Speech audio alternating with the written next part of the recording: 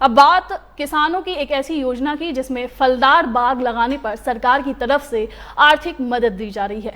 खेतों में बदलाव और किसानों की आमदनी बढ़ाने के लिए अब पारंपरिक फसलों के साथ साथ बागबानी को भी बढ़ावा दिया जा रहा है। दरअसल किसानों को फलदार पौधों की खेती के लिए प्रोत्साहित करने के लिए सरकार की ओर से सब्सिडी योजना चलाई जा रही है। इस योजना के तहत किसानों को बाग लगाने की लागत का करीब 40% तक अनुदान दिया जा सकता है। यानी अगर किसान फलदार पेड़ों का बगीचा तैयार करना चाहते हैं तो सरकार उनकी आर्थिक मदद करेगी। इस योजना का मकसद किसानों की आय बढ़ाना और खेती को ज्यादा मुनाफे वाला बनाना है।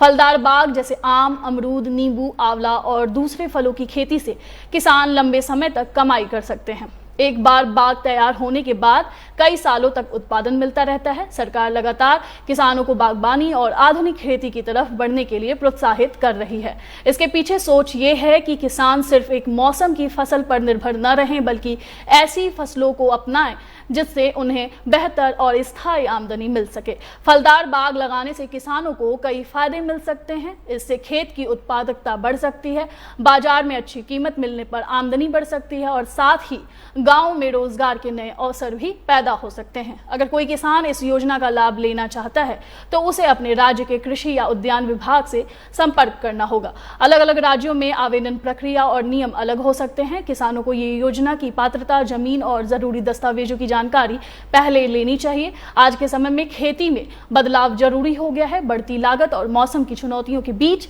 किसान अब ऐसी खेती की तरफ बढ़ रहे हैं जिसमें कम जोखिम के साथ बेहतर कमाई की संभावना है।